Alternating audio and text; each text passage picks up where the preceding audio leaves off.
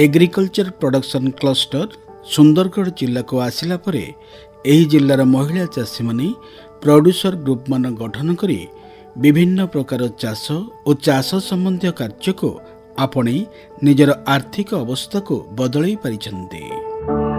सुंदरगढ़ जिल्लार विभिन्न ब्लॉक मानक मध्यरे टांगरपाली ब्लॉक अन्यतम। एही ब्लॉक रो गोटे ग्राम रहिछि जार नाम रहिछि फुलधुड़ी। एही फुलजोड़ी ग्रामर महिला चाषी माने चाष उपरे दुई पाद आगुआ चिंता कले और छतु चाष को आपणई थिले।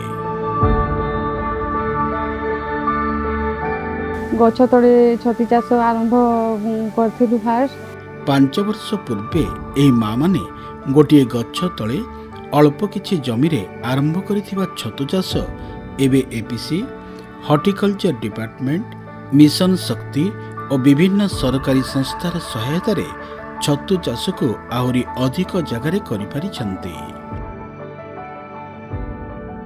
आगरे एही माँ माने केवल वर्षा दिन ही अल्प किछि जगार गछ तले करुथिले। एबे 40 जन माँ जगदात्री प्रोड्यूसर ग्रुप तैयारी करिबा सह संगठित होई व्यावसायिक स्तर रे छतु चाष करिपारिछन्ति।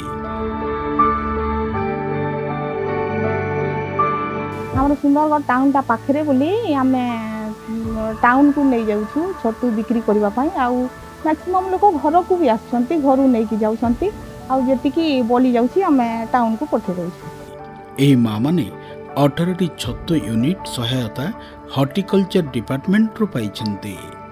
एबे सेमाने वर्ष सारा छतु चाष करिपारुछन्ति। एबे हमर हॉर्टिकल्चर तरफरु जो 2 लाख टंकार यूनिट आसी से आम चाष करूँ एबे आम वर्ष सारा चाष करि पारिबु।